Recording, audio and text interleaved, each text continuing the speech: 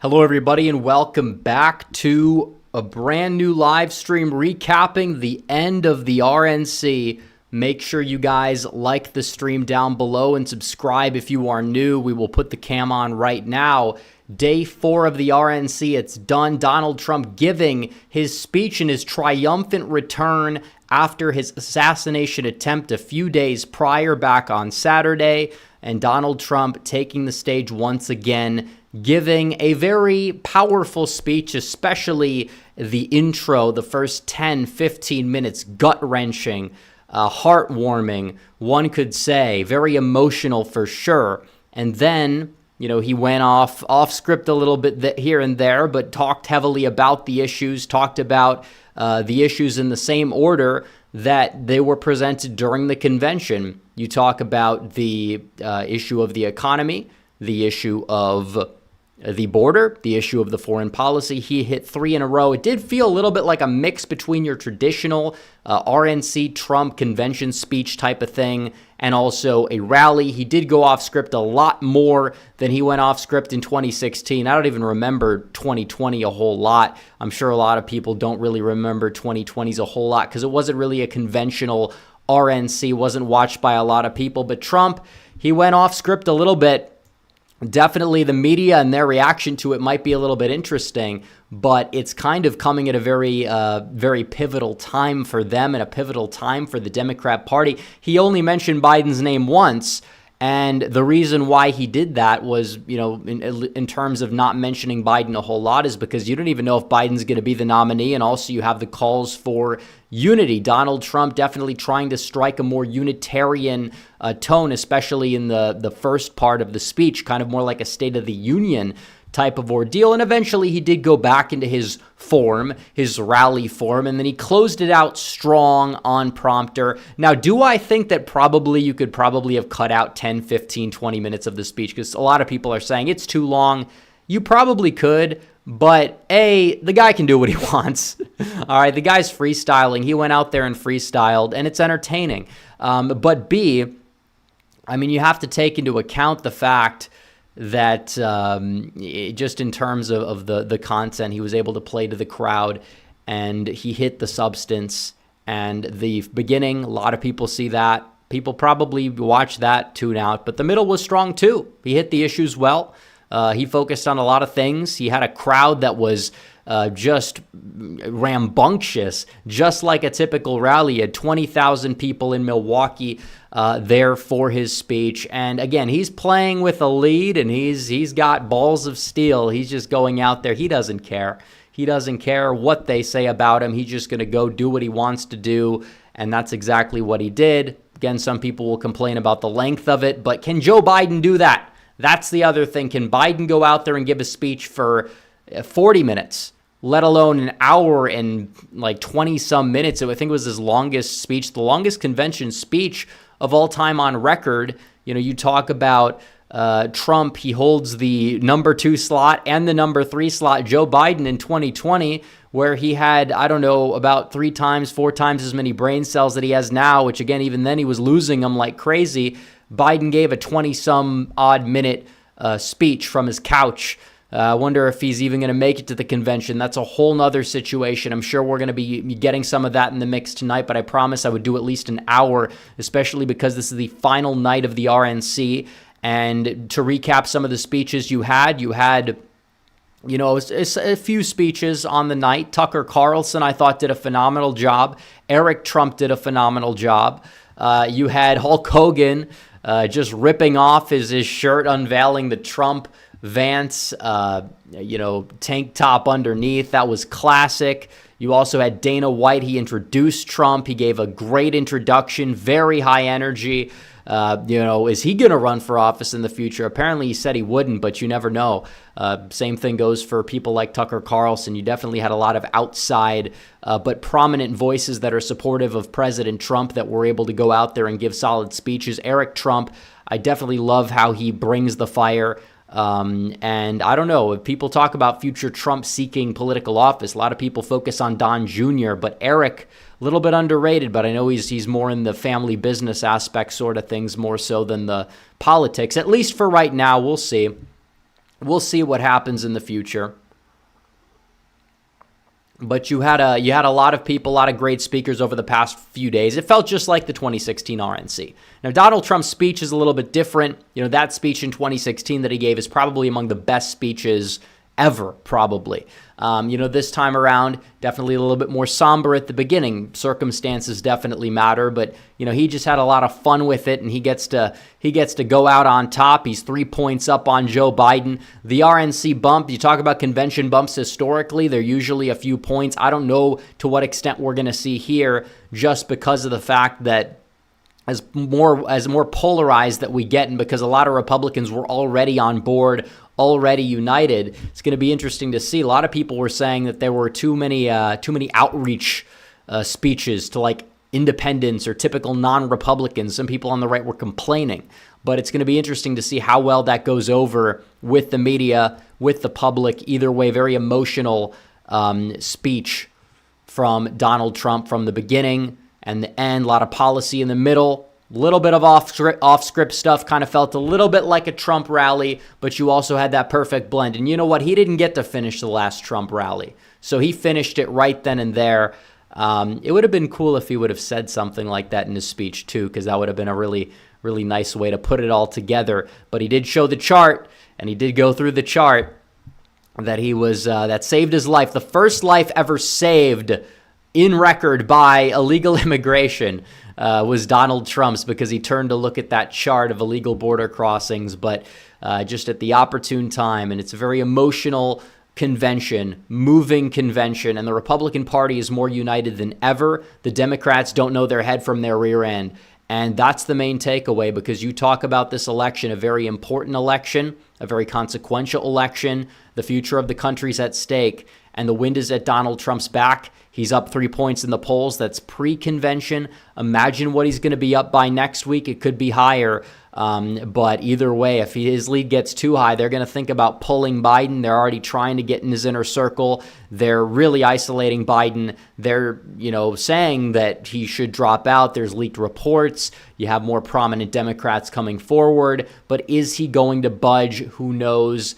But you do have people like Chuck Schumer, like Obama, that are basically telling him that there's a lot of people that want him to step away. But do you really think Kamala Harris is really going to be able to go out there and defeat Donald Trump this November, or do better than Joe Biden even? I think the answer to both of those questions is no, and she would be the nominee. The question is, who's going to be the VP nominee for her? Either way, I don't think it's somebody that's going to move the needle. They polled her and Whitmer in Michigan, and that ticket loses to Trump and Vance.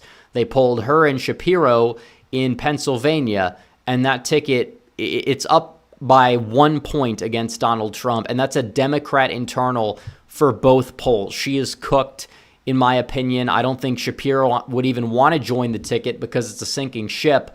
I think Whitmer wouldn't either. A lot of these people have 2028 ambitions. Maybe if they're the VP, it wouldn't really hurt them as much being that sacrificial lamb as it would be if they're at the top of the ticket.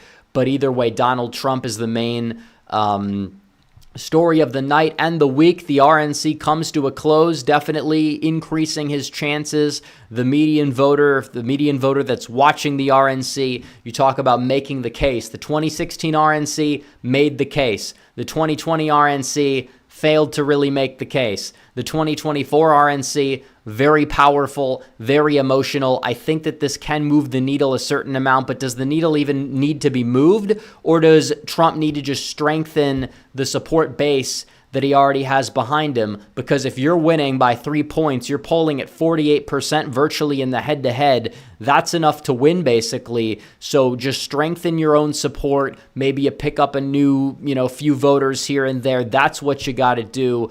I think Donald Trump did that. I think everybody else did it. I think that there wasn't really like a meme-worthy thing that people are going to point at and call out during this event as like a really bad look. Universally, some people are criticizing the Kid Rock song. I didn't like it either, for the record. But you'd think that the Hulk Hogan thing would be possibly among some people. They try to negatively receive it, but they didn't. They can't, because it's just so awesome. I mean, it's just a hilarious moment. You can't say a negative thing about it. You can't really say a negative thing about the RNC as a whole. at this stage in the game. You can't. I mean, people that are will pick it apart and find certain things, and have over the past few days, and maybe some of those concerns are legitimate. But from what I can tell, from what I can see, a lot of it is just overblown nonsense, and that's that. So either way, we've got a lot to get to. We've been going for about 10 minutes already. We'll go for about another 10 until we start to get into some of the super chats, maybe another 5, because I know that there's been so many people that have been sending in super chats already. But either way, we have a long way to go, and that's the main takeaway as well. We still have 3 months and 3 weeks or so before the election takes place. We don't even know the Democrat nominee. We can't get complacent. It does feel good. It feels good when you're up on the opponent by 3 points. And we look at the polls, and we get more polls today, more polls out of CBS. This is pre-speech. Trump is virtually at 48%. That's 48. You round it up to 48. He never got 47% either time in the popular vote that he ran. He's already at 48% in the polls. Imagine what he'll be like at the end of the day when it's all said and done. But the key thing is that people need to get out and vote. They need to get out and vote, and they need to make it happen, because if they can't do that, it's not going to happen. It's not going to happen. But you truly did see Donald Trump in his final form of Donald Trump. You saw somebody who was clearly, emotionally moved by the events that took place last weekend. He got up there, no delay from the RNC, and he addressed the crowd and captivated the crowd for about 92 minutes. 92 minutes. Some people are saying he went too long, and I understand it. I mean, we're streaming here pretty late. It's 12:30 a.m. on the East Coast. It's 11:30 p.m. here, Central Time. A lot of people that started watching the speech probably didn't finish it, but they saw the emotional introduction. That's going to have the most pull. That's going to have the most sway. Then he started talking about the issues. Then he finished it strong. Had a lot of good one-liners in there. Talked about the importance of putting America first. Talking about the importance how we're a dumping ground for the rest of the world's problems. Talking about how during his administration, he went out there and made all these trade deals and got all these things done that were important for our country. And he kept these world leaders that are like our adversaries, he kept them at bay. He got along with them, but they respected him. There was a mutual respect. He wasn't leading us into conflict. You didn't have countries taking, parts of other countries under his watch like you had under every other administration of my lifetime. So regardless of however you want to look at it, he showcased his leadership abilities in the substance of the speech, and that was important as well.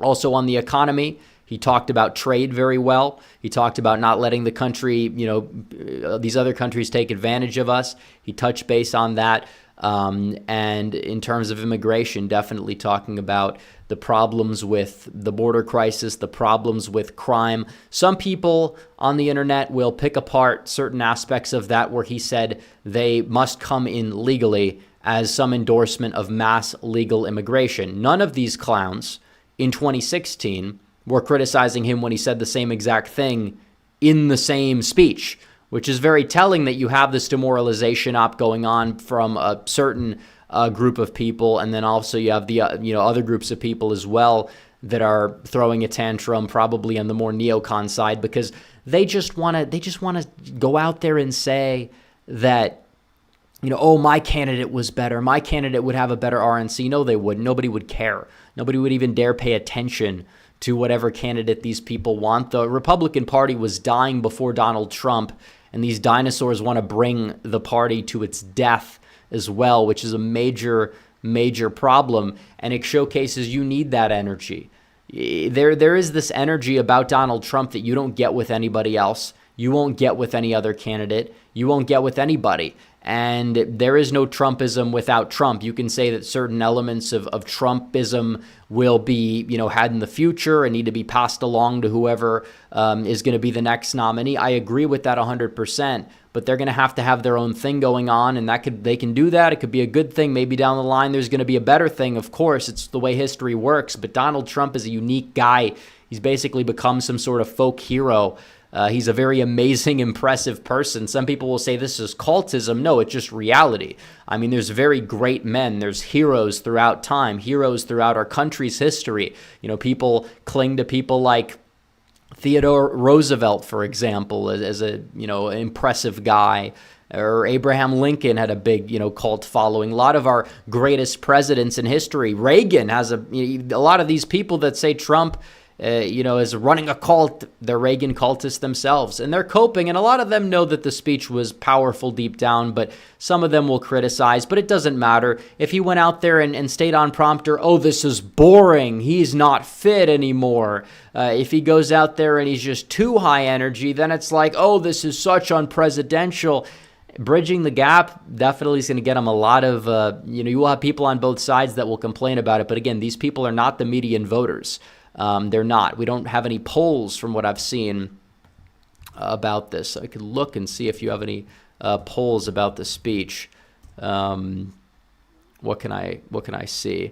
It doesn't really seem like there are any polls. CNN had a poll after the speech back in 2016. They didn't have any speeches or speech polls back in 2020. But either way, the only poll numbers that matter, not besides Election Day, which is the only poll that truly matters, but are the head-to-head polling numbers where Donald Trump already on Joe Biden leads by 3 percentage points. His lead is growing, and he has a lot of momentum. The wind is at his back, and he is going to continue on his path to the White House once again. At the rate things are going, it's going to take a lot to go wrong for Donald Trump to lose. If you want to talk about the Democrats and their divisions, those divisions are, as stark as they possibly can be. Joe Biden is at 5% on the betting odds to win the presidential election, and he's the presumptive nominee. Kamala Harris, for some reason, is at 23%. Donald Trump is at 63%. But now the betting markets show an 86% chance that Joe Biden ends up dropping out of the presidential race. That is insane. That is absolutely insane as we see it. Just based off of the way things are going, Democrats in total disarray. They're just coming apart at the seams. And the media is being relatively favorable to Donald Trump, which is strange. Now, if the media is doing that, there's also the questions of why, because these people hate him. Maybe you could say they want him back in the White House because of ratings, and maybe that's a hypothesis. Another one could just say they're upset at the way the Biden administration has treated them as well, and that's also possible.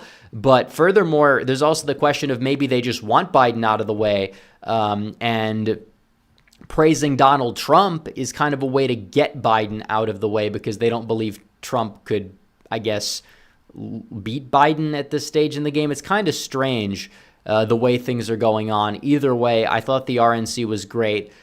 First night was the weakest night. I still thought it was decent and well organized, and the content of the messaging was better than a lot of people gave it credit for. The second night was phenomenal. The third night was phenomenal. This night was as well. It was we'll cap it off in Milwaukee at the Pfizer Forum in front of 20,000 people, and he accepts the nomination. Goes out there, does kind of a combo speech of like a rally and like a more presidential speech. Either way, he went out there and he got it done. He got the nomination. He's officially the nominee. And that is huge. Very long speech, though. I don't know how many people that started watching it finished, because a lot of them, I'm sure, went to bed. They had work in the morning. Who knows what exactly would happen? But I love the RNC much better than the 2020 RNC. 2016's RNC, I would say that this one was probably more on message, more organized, more well put together, much more of a well-oiled machine. And I like that. And I think that Trump's speech in 2016, I think that that's hard to top, but that doesn't necessarily mean that this speech is not good. It doesn't mean that this speech is not consequential, because it is, and it's very moving, especially the way that he entered the speech and then he finished the speech. He finished the speech in probably in what was in many ways a very similar speech to the speech he was about to give in Pennsylvania, which is ironic, and he did it right in front of the helmet and the gear of Corey. And that was very heartfelt, and he did it. He gave the same, probably a lot of what the speech's contents were the same speech, and he did well. I liked it. I enjoyed it. Had a lot of one-liners in there. Do I think you could cut probably around 20% of it out and maybe it'd be like one of the greatest speeches of all time? Yes, I know, but it doesn't matter. It doesn't take away from the fact that it was a very, very, very good and consequential speech, and definitely doesn't turn off any people, which, if you're playing with a lead, you play with that lead. And this doesn't lose him any support, whether people, want to critique the speech or not. It's not going to really lose him anything. This convention's going to boost him. He's just like, screw it. Let's just go out with a bang in this convention. And that's exactly what he did. The crowd was captivated for 90 minutes or so. So without further ado, we've been live for 20 minutes. We got to get to super chats and let's go on. Johnny Heart Dog with $20. A lot of super chats from Johnny Heart Dog tonight. He's really making his statement as the top donor at this stage in the game, saying, I really detest Biden, but the Democrats, what they're doing to him is wrong, sidestepping the Constitution and disregarding the will of the people. He's the legal nominee and should be allowed to run. They're saying his chances of dropping out before Sunday is 100%. He will not endorse Harris. I think it's because he's mad at her, but she will still be the nominee, I think. Well, to those points, that report has been disputed by the Biden campaign. Now, does that necessarily mean that there's not some grain of truth in it? Yeah, probably. He probably is going to endorse Harris. I don't know where that source is coming from, and it does seem as if it's not really the best source overall that he might be getting the intel from, the guy that broke the story, and it's getting a lot of pushback. But it's possible the Biden campaign is just putting stuff out there like this just to see the initial reaction, to see how well it's received. So also, Johnny Heart Dog for $20 says, I watched last night's convention. I thought it was good. I think Vance hit it out of the park despite public opinion. I don't like Don Jr., but his speech was good, and he is a loyal son, and he does love his father. Johnny Heart Dog again for 20 says, again, Don Jr. rubs me the wrong way, but I admire the way he fights for his father, although I don't think he believes the same way. I'm really looking forward to your Election Day live stream. I cannot wait. Again, for $10, saying, depending on where I'm working, I'm going to go straight home, tune into the stream, and celebrate well into the night and call in sick the next day. It's going to be a great time. Well, enjoy your night, and thank you for the many super chats of the stream, and there's more apparently down here. But Ryan Drames says, I love the beginning so much. I wish he stuck to the prompter and didn't go off speech. I was honestly bored for a lot of the middle. Yeah, I get that. I get that. I get it 100%. Doesn't mean it was a bad speech, though. But some people will be mad about it because, I don't know, they have nothing else going on in their lives. But the average voter perceives things a little bit differently. Every time Trump gives a speech for 90 minutes on end and they're watching, they typically leave it with a more favorable opinion of Donald Trump. And that's exactly what I believe that people are going to come away with the speech with. Let's see. Dean Cream Between says that speech was longer than a Biden workday. Oh, very true. Also, again, Johnny Heart Dog saying, can't wait to watch tonight's convention. I'll probably skip some of the speeches, though, because I won't want to spend 6 hours like I did today. Any speeches you recommend skipping, please help. I don't know any that were like skip-worthy off the top of my head. Definitely the music stuff is worth skipping. Listen on 2x speed for certain speeches for sure, but the must-watch ones are definitely Tucker Carlson, Eric, Hulk Hogan, of course, and Dana White. And then Donald Trump. You can't forget Donald Trump. Dustin Enoch says, Kid Rock is awful, but Hulk Hogan was amazing. Yeah, I mean, I didn't really like the performance. I mean, the song just wasn't really good. I don't think rock and rap really mesh well. He has some other songs that probably would have been better received to perform, to be honest. But I mean, he is kind of, he's a big Trump fan, big Trump guy. Having him there is not necessarily a bad thing, but I just was not a fan of the performance personally, not my taste. Let's see. Mike Oxard says, only one super chat tonight. The speech had good substance. The delivery was only okay. I'd say low A tier. By the way, Hulk Hogan was my favorite speaker. I think a lot of people agree with that, and you can't pick Trump as your favorite speaker because that's just too much of a given. So it'd have to be somebody else if people are going to say their favorite speaker or their second favorite speaker. Let's see. John Waffle H2P says, Eric, Trump's speech was legendary. He needs to run for office. I like Eric.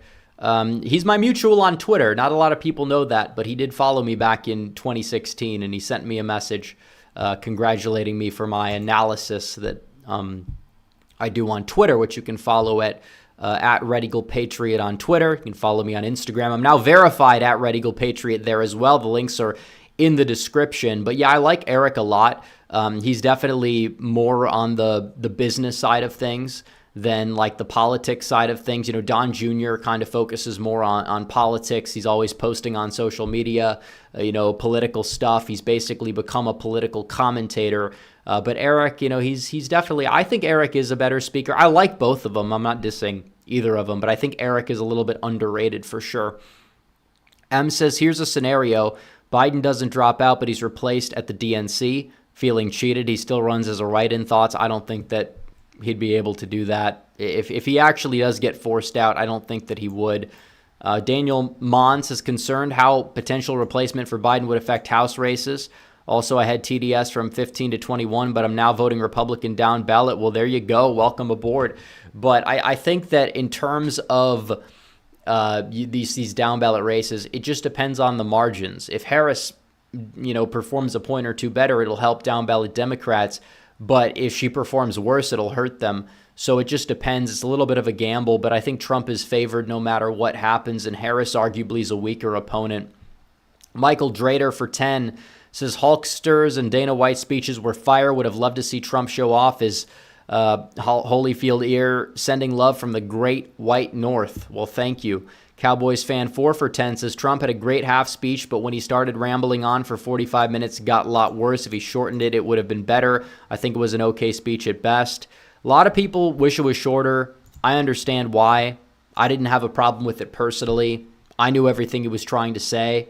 The only thing where I was like, wait a minute, is when he said governor of Wisconsin, but Scott Walker was there. He was clearly talking to Scott Walker, who was the governor of Wisconsin. And he did work with Trump on getting some plants there too. So that's also something. And I don't know when Scott Walker is ever going to run for anything, if he ever does ever again. Maybe he'll run in 2026 if he sees an opening. Might be a bad year for Republicans, but who knows? If it's an open seat, it's possible. He is popular. Jadit McSwag says, part with the chart was amazing and funny. It was the highlight. A lot of people liked it. I liked it. Holt ZOCE says, surely do a 24-hour stream for 200K. I don't know that, but we have to do some special, and make sure you guys like and subscribe if you are not subscribed yet. We're going to get there. Hopefully we get to 200K. Dustin Enoch says, media coverage of the RNC is weirdly positive. Well, because first of all, they can spin it negatively, but it's also important to note that, yeah, there are serious questions about what the media's motive is. What are they trying to do here? Who knows? Big Hoss 81 says, if it's Harris, should he debate her? No upside. Well, they agreed to one debate. I don't see why he shouldn't debate Kamala Harris. I think it'd be content. She's very unlikable. Let her go out there and try to patronize Trump and just alienate half the country by being how insufferable as she is. I mean, that's the way it is. Hillary Clinton on the debate stage, while Hillary was insufferable, when she toned it down, she came off as a little patronizing at times, but that wasn't her in her worst element, even though I think Trump did win the debates, in my opinion. Some people disagree. But Kamala is far more insufferable, far more just patronizing, unlikable. She'll just laugh the entire time. Not really a good look. And I know a lot of people back in 2020 that said that if Kamala was the nominee, these are Democrats we're talking about on social media, saying that, if Kamala was the nominee, they would consider voting for Trump, or they actually would vote for Trump. I don't think she's a strong candidate. I don't think they're going to field anybody else. I don't think they can field anybody else. And who is she going to make her running mate? I don't think there's anybody that really puts her in a leg up on a state. Even Josh Shapiro, I don't think would really help out in the long run. He's not being attacked right now. VP doesn't have that much pull. And even in the Democrat internals, he only helps, 4 points in Pennsylvania, and that's before he's even being attacked. And if he were to do that, his favorables would drop significantly in the state if he decides to, tag along to the national ticket. I think if anything, it'd be Roy Cooper, Maybe Pete Buttigieg, if they really want to gamble and go down that road. I think we'd really benefit from that because he's not likable and he's wrapped up in the whole East Palestine mess as well. Aaron Albanos, is any chance of a live stream collab with John Doyle? So much to talk about these days, and we need to keep the momentum. Love both of you guys. Well, the ball's in his court for that. I've done content with him in the past, and it's possible we could do it again. Skylar Bertram says Trump riffing about South and Central American countries begging for their MS-13 members back was possibly the best part of the whole convention. Yeah, it was good. Some people are upset he said something negative about Bukele or blamed him for his crime going down on him sending his criminals here, and I just spilled my water with one hand. That's not exactly good, but we will rebuild with that. Hold on. Just need something to mop it up. All right, we got it. Because if it hits the computer, it's game over for the live stream and probably $1,500. So thankfully we mitigated that disaster right here. But let's see. Yeah, build back better with better water. We're talking about Bukele. Yeah, Bukele was the guy, the president of El Salvador, lowered crime. Trump basically accused him of sending the criminals here. I'm sure some of them did come here, but it is true that his crime policies definitely helped as well to do that. So, a little bit of something that made some people upset, but it's not really that big of a deal, in my opinion. Spartan Speedrun says, what do you think is going on with Melania? Well, I don't think she really wants the spotlight right now, and I don't think she needs the spotlight right now. She was there. She doesn't have to give a speech. She doesn't probably want to run to the spotlight at these trying times when her husband was literally this close away from dying.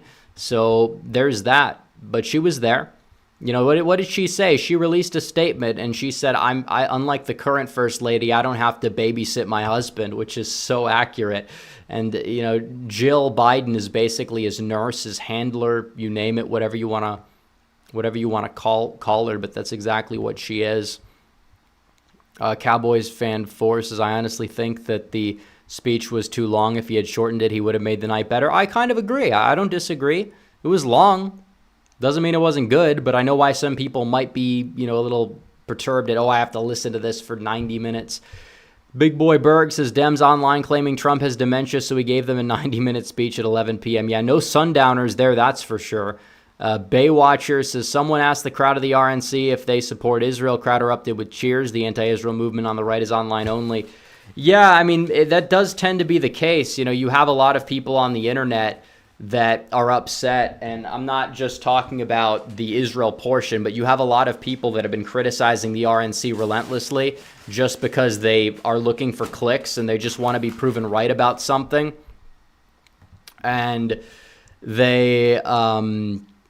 they just have been going off every single time somebody mentions Israel, which, again, it's a common conflict, and most Republicans support it, whether they like it or not. They're throwing a temper tantrum. It's like, yeah, if these people were in charge of the RNC, we wouldn't even win Nebraska's 3rd congressional district. I don't really care what any of these people have to say. It's one thing to say that we need to change our, foreign aid policy or take a more America First foreign policy approach. I kind of agree with that. I tend to agree. But this whole, we have to throw a temper tantrum. This is in 2016 Trump. It's like Trump mentioned Israel in his RNC speech in 2016. Did he even mention it in the 2024 speech? Maybe once, talking about the conflict he said Middle East. I don't even think he mentioned, and I could be wrong, but from what I remembered, it didn't even ring a bell to me. But it's like, because somebody mentioned it, this speech is bad. It's like these people don't really live in reality, I feel like.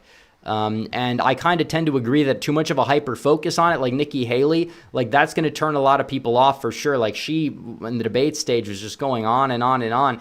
yeah, that's like too much focus is not exactly going to resonate with people in this country. It's like what country are you running for president in? Same thing goes for Ukraine or any other nation. But, you know, people that throw a temper tantrum at the dumbest stuff, it's like these people are not living in reality. They're just there to make everybody else's lives miserable. So what can I say? Thomas Willingham says, who do you like for Attorney General? Well, we'll see. We'll see the short list. I would say Ken Paxton, but I don't know if he'd get confirmed because he's a little controversial. And I think we need him here in Texas. So I don't know if we can, you know, maybe it's a little selfish, but Texas definitely needs him so it stays red. That man is a one-man state savior for the Republican Party. He's done a great job here as Attorney General. So I don't know, maybe find somebody that's got his philosophy that's maybe a little bit more less controversial so they could at least get confirmed and Texas wouldn't have to lose a great Attorney General and then probably be replaced with George P. Bush, which is not what we want here. Dustin Enoch says, DNC will either be very boring or very interesting. Well, the nomination process is interesting. I think the speeches are boring. Listen, here's what it's going to be. Abortion, abortion, abortion, abortion, abortion. Democracy, democracy, democracy. Enough is enough. Seriously. LF Fun says, would Harris picking Mark Kelly as VP concern you? Well, I think it might flip a Senate seat in Arizona, so no, I don't think it would concern me at all. I don't think it would be enough to help her win. I don't think it would even be enough to help her win Arizona at this stage in the game because she's even more off-putting to those like independent voters that Biden's already struggling with. So let's see. William Alfano says, do you think the whole first black woman Kamala thing will sway things? No. I mean, this is not 2008. This is not Obama. Kamala's not even that well liked in the black community among at least black men. She probably would maybe even do worse with Biden among that demographic. I think that she'd do better among black women, among enthusiasm. That might possibly help, Democrats out in Georgia, but not by quite enough. So I don't know if that really would sway things. I think her just being Kamala is the big red flag for the Democrats at this stage in the game in terms of their prospects, because you have someone that's just super unlikable and somebody that's polling worse in many polls compared to Donald Trump. Helicopter Kick says, I don't think you remember this, but if I said in $20 or in 2020 that I would donate $100 if Trump won, I'm a man of my word. I'll see you on November 5th with the bounty. Yeah, I'm sure of it. I'm sure the chats, if Donald Trump wins and crosses 270 electoral votes, it'd be awesome to see a bunch of $270 super chats in celebration, but I'm not going to say it's a requirement. But if people could do that in celebration, I wouldn't be opposed. Dustin Enoch says, feel bad for Kai, a lot of creeps out there. Yeah, I mean, you have a lot of people on the internet. And that's basically the internet. It's not surprising. Definitely feel bad for anybody who, is going to go out there on the national stage at such a young age and, basically make their public debut. It's definitely something that's got to be nerve-wracking, I would imagine. I've never been afraid of public speaking. I always feed off the crowd. Feel like it's easier to speak to 10,000 people at times than it would be to speak to one person, but, everybody's different in that regard, but that's a little besides the point. Joe K says, expecting Trump to not go off script would be expecting Trump to be Trump. He's authentic. Well, he decided to be himself to a degree, and some people didn't like it because it elongated the speech or whatever, and that's fine, but what can I say? Cowboys fan number 4 says the main problem with Trump's speech tonight is that he talked about unity at the beginning and then turned around at the end and attacked the Democrats. I get it's politics, but you can't do both. I disagree. I disagree fully because, he is running for political office and is giving a speech where he needs to inject his agenda. If he wanted to give a speech that was, addressing the country in a more unitary manner, I agree, then you don't attack the other side, but it's the RNC speech, so it's a balancing act, and I think he did that fairly decently overall. Amor says Kamala's running mate is Mike Pence. I don't believe that. HoltZOCE says, you've been doing some tricep push downs, bro. Nice. Well, yeah, I don't know what you could see when I was trying to get the paper to wipe up the mess. But yeah, the water filter was just, I guess, a little too full. Real Unique says, Michelle Obama acting like she doesn't want the job, so when Democrats offer her the position, she'll look like the hero. I disagree. She's not going to get it. She would, if she was really as strong as they said that she was, she would have been the surefire nominee for 2020, and she would have probably, if she was as strong as they said she was, won by a sizable margin. But neither of those things are true. None of those things are true. She is got a lot of stuff in her closet that she doesn't want going out there in the public eye. And it's pretty apparent that she's comfortable with her level of popularity as, first lady. I don't think that she ever wants to seek office, or she would have. But that's just the way I see it. Joey Peters says, do you think a potential rise of enthusiasm from Joe dropping heavily consolidates the base a major concern? Well, how is that enthusiastic, though? Because polls show that Democrats don't want Biden to drop out, and they're divided. And a lot of them might not be on board with their nominee, and that's kind of an issue. Imagine if Donald Trump, and I'm not talking about like, if the enemy got their way on Saturday, but let's say Donald Trump stepped down for like health reasons or something. Like, do you think that the Republican base would be better? Obviously, they like Trump more than the Democrats like Biden, and we know that. So again, I think that there's a pretty obvious, chance that whoever the Democrats put up, they might outrun Biden by a point. It still wouldn't be enough. But I'm not worried about enthusiasm rising, because Kamala Harris is even more unpopular, objectively more unpopular, and also lesser known, which is a problem. Jonathan Williams says, I do not agree with the party shift to be more moderate on abortion. However, things have changed since the 2000s, and I accept it. I miss the GOP of the thousands. I'll still vote for Trump. Well, I have two problems with that super chat. The first one is I don't believe that they've moderated. They have compacted the platform, which I think is good, so more people can read it and more people can understand it. But what are they caving on? They wanted to overturn Roe. That was it. That's been done. Trump is saying leave it to the states, which may be disappointing for some people, but it's the politically smart move at this stage in the game. So I don't know if they're compromising or being more moderate. They're just appearing more moderate because the victory was already won. It was a long way to go, obviously.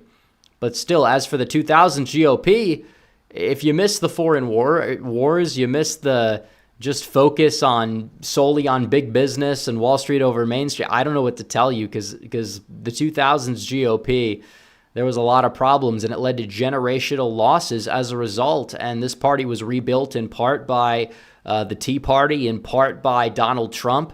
And if Donald Trump wins, that would be a very glorious moment come November. So we got to make it happen. So get out and vote, period.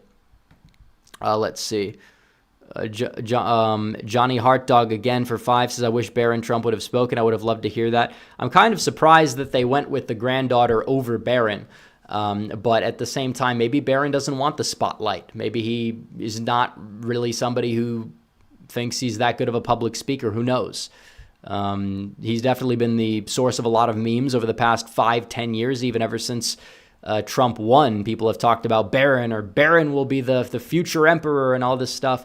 Who knows what's real? Who knows what's not? He seems like a very smart kid. And maybe one day we will hear him speak. But he did make that public appearance at the rally. He usually hasn't been doing stuff like that. But, I mean, imagine just seeing your father go through everything he's been through. Definitely, that's the type of thing that would probably shape you as a person in a very monumental way, I'm sure. The Green Renegade says, does Biden stay in, or is it over for him? I still think it's going to be hard to get him out of there. I mean, maybe I'm just too prideful on that conviction, but I do think that it's very difficult to remove a nominee that's a presumptive nominee a few months away from the election. Like, that's a serious task to overcome. Tommy Robbins says, thoughts on the RNC removing opposition to gay marriage from the platform? Well, I mean, that I was more upset with than the abortion thing, but at the end of the day, it's like something that was just in there. that they've taken out, and they've taken a lot of things out, not necessarily because they're caving, but because they're simplifying the platform. Trump, I don't think, cares about the topic, and if the platform reflects the nominee, I understand why people would say that it would just kind of be like useless to put in there.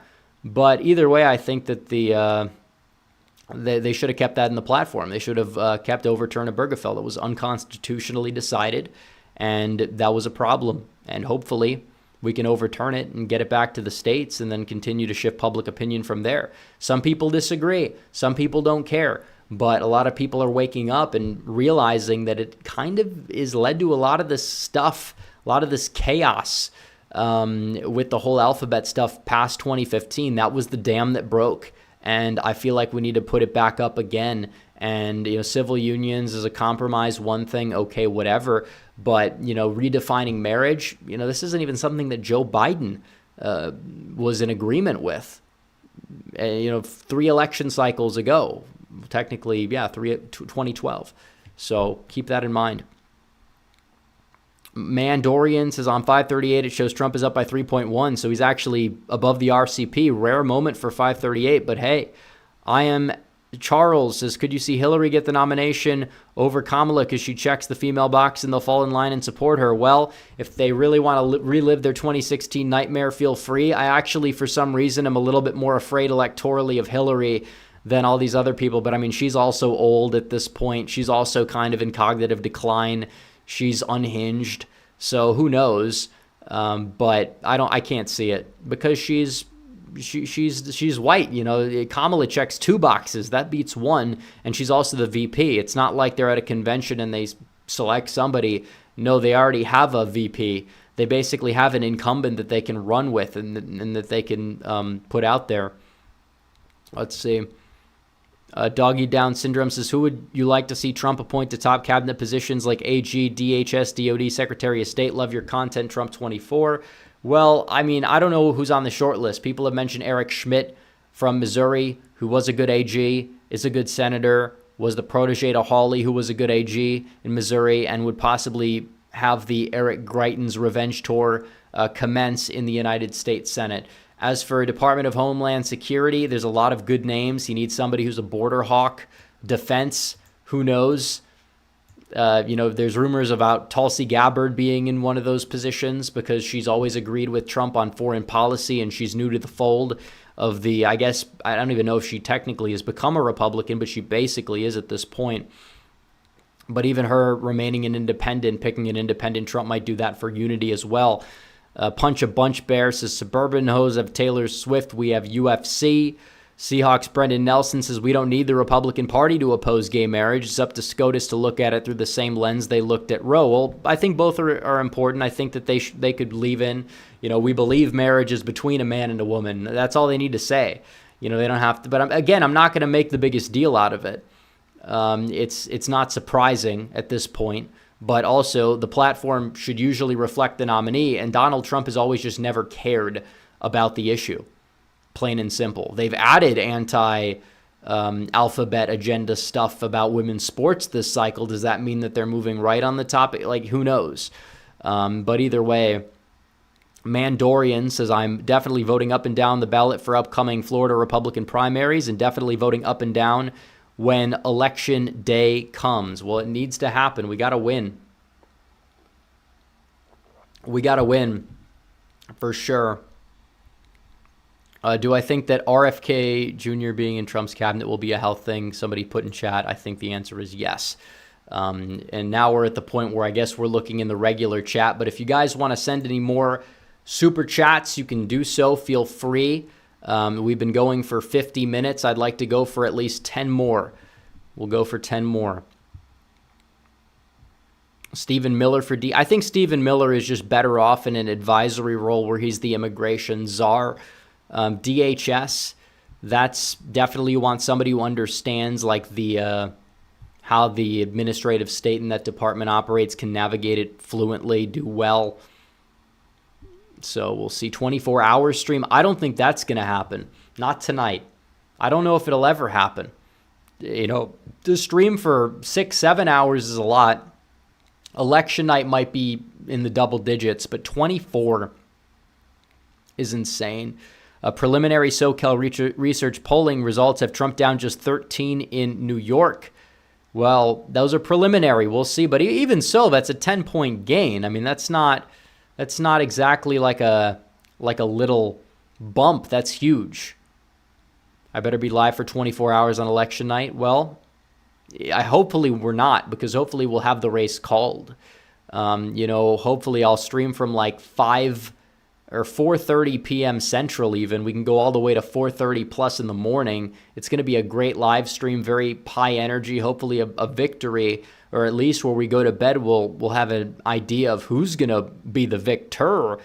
We didn't have that in 2020. It was looking like Trump was the favorite, and then you wake up and then you see things a little bit differently.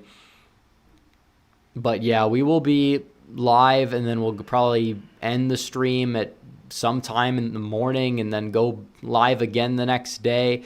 I mean, there's a lot to unpack, but we don't even know who the Democrats are going to put up to be their nominee at this point. There's so much we just don't know. Matthew Foxtrot says, what are the chances of Biden being tossed out of the race? I have it at 75%.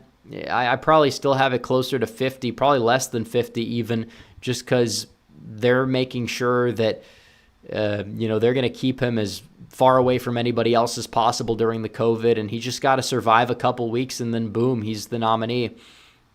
Joe K says, one thing MAGA has is youth. All the Senate candidates were young guys. All Dems have is AOC. Well, I think definitely they've been making this outreach to like these millennials that grow up and may have never voted for Trump before, but they see, J.D. Vance, and they resonate with J.D. Vance's message, and maybe they look into Trump. And the fact that you have a more populist ticket that still wants, to cut taxes and things like that, it helps out. I thought there was a lot of great substance with Trump and the economy. Whether people want to critique the length of the speech or not is irrelevant to that point.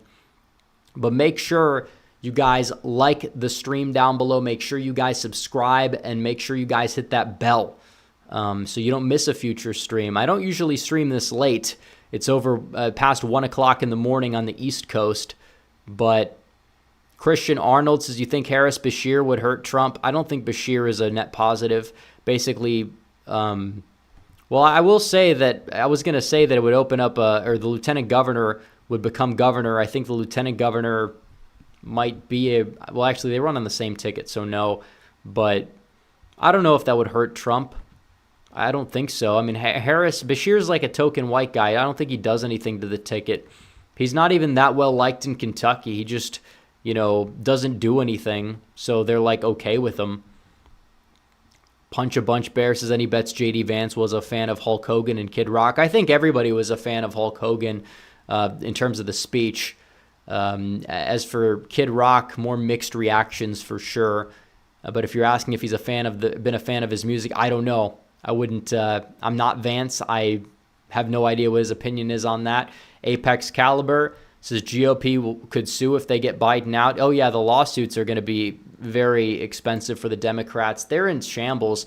They probably are better off keeping Biden and then trying to gaslight the American public. I mean, if they do keep Biden, dollars are on sale for like 15 cents on Polymarket right now.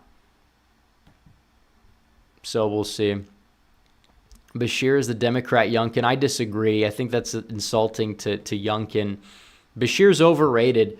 Bashir tried to give out free Medicaid, but only to minorities. Like, that's a problem. Imagine him and Vance on the same stage, and then Vance just lights into him on that, talking about how, he grew up in poverty, and he wouldn't get a recipient of that. And Vance grew up in Kentucky. He grew up in Ohio, but he also lived in Kentucky as well. So just having him face off against Bashir would be brutal. I mean, it'd be him and Tim Ryan all over again, except, on the national level, it's a little different. Bashir, I don't really think helps the Democrats a lot. I think they're going to go with Roy Cooper, to be honest. Michigan Nationalist says we must focus less on Trump and more on down ballot. I think that there needs to be focus on Trump, and that will trickle down the ballot. So I think that it's not mutually exclusive. Fate of Fallacy Says, is there ever a chance it gets revealed and accepted nationally that 2020 election was in fact a redacted election? It was a borrowed election? Probably not. I think it's always one of those partisan things, unless some bombshells drop. Doesn't mean it wasn't, but I'm just saying that, let's be real. Now, it's good for 2024, all the people concerned. What if they do it again, this, that, and the other thing? They wouldn't be changing out their nominee or even floating the idea of doing that if they knew they had a win guaranteed anyway. So it tells people that, no, our elections are not fixed. Just because something might be rigged against you doesn't mean you can beat it. I mean, 2016, you think that wasn't a system that was in place that was... Of course it was. Of course it was. Joe K says, do you think Vivek will replace Vance? Depends on who gets appointed. Because if Mike DeWine appoints somebody like a Matt Dolan, I think that Vivek would decimate him in a primary. If he appoints somebody like Frank LaRose or somebody who's like, better received, but not like perfect or not like a Vance level, of course, then I think there is a chance that the primary electorate, Vivek wouldn't see an opening. He just joined Trump's administration. I'd like to answer that question more after the election for sure. Hopefully Vance is not in the Senate because that would mean Trump would be in the White House. Christian Arnold says, I know Vance personally. He's such a great guy and a VP pick. He's the sheer definition of hope, and the American dream. Couldn't be prouder of my friend. Well, there you go. I mean, a lot of people have been saying that Vance pick was good. We had a poll today even. We had a poll that came out today on CBS. If we could pull this up, we could pull it up here, and we could see this. Let me see. Here it is. The Vance pick, 51% say, of these are Republicans, 51% enthusiastic, 43% satisfied. So you talk about the fact that the base, they bicker about who they want as VP, but at the end of the day, most people are happy about it. And in that 6%, you have never Trumpers. You have people that are worried he might hurt the ticket electorally, and I think they're being proven wrong. And you have like other neocons or people, I guess you would say you also have people that are not fully trusting him yet, that like Trump, they're dissatisfied about it. So that's not a bad poll. That's not a bad poll at all. Matthew Foxtrot says, I have family in North Carolina. Most votes are going to Trump and Josh Stein. Any thoughts on that? I'm not surprised that you have ticket splitting happening. It is good that Stein is not carrying Biden, which Democrats hope for. But I don't think that Mark Robinson's guaranteed to lose. I think you have some voters that just typically split their tickets. I mean, I'm sure a lot of, and I could be wrong, but a lot of those family members of yours possibly could have voted for Roy Cooper in 2020 when he was going up for re-election.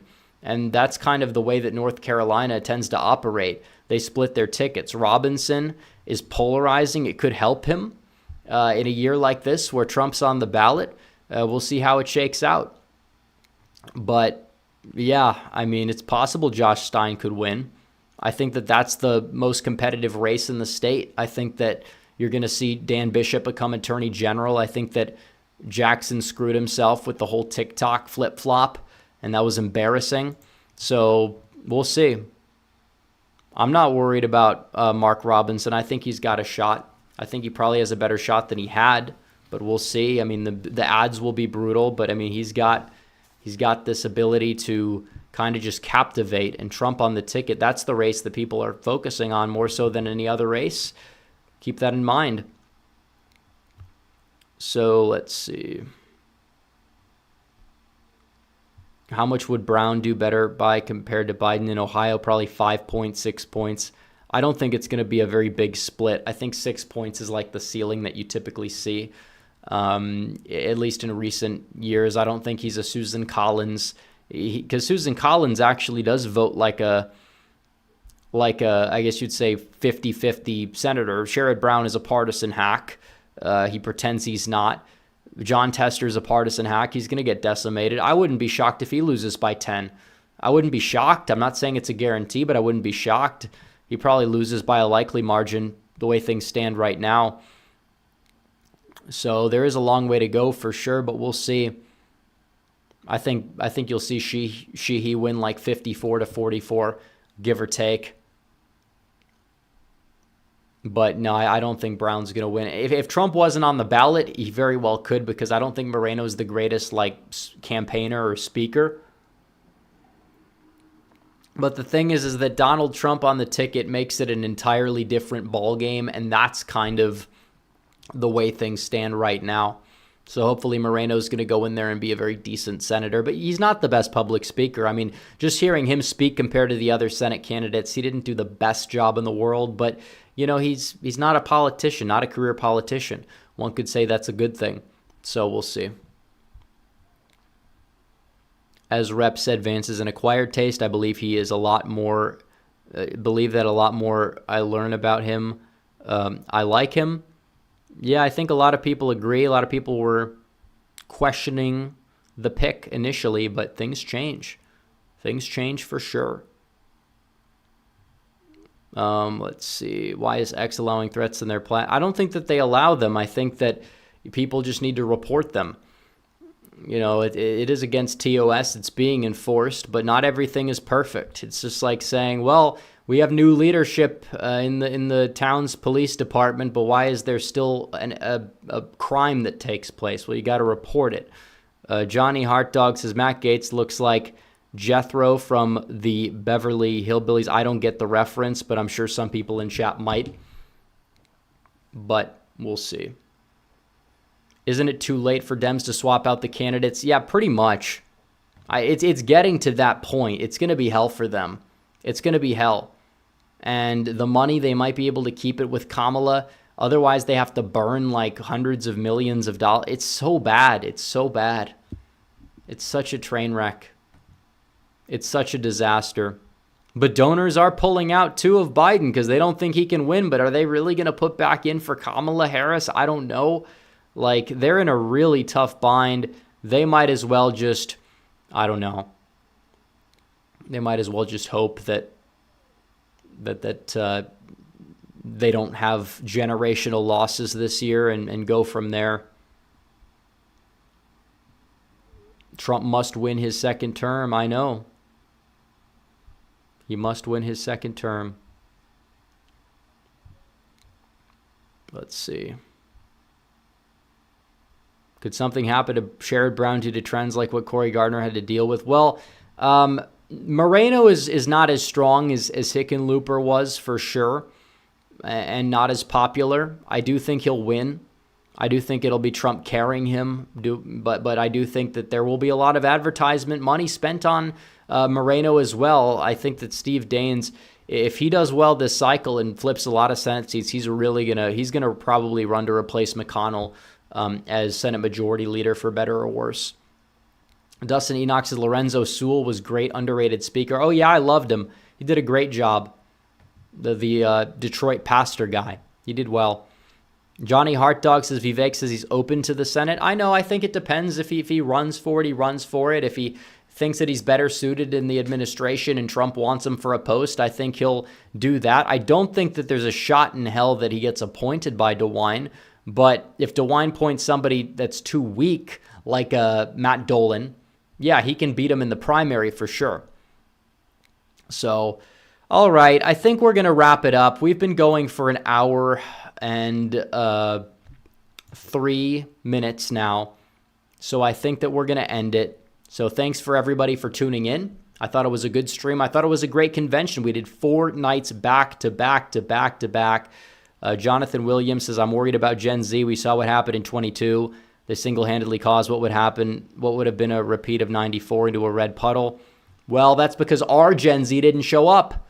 They will this time. We have Trump. Trump's on the ballot. Let's go. Let's do this. I'm not too worried about that. There are reasons to be worried about turnout, but it's a presidential year. We just need to make sure we show up, and we will win.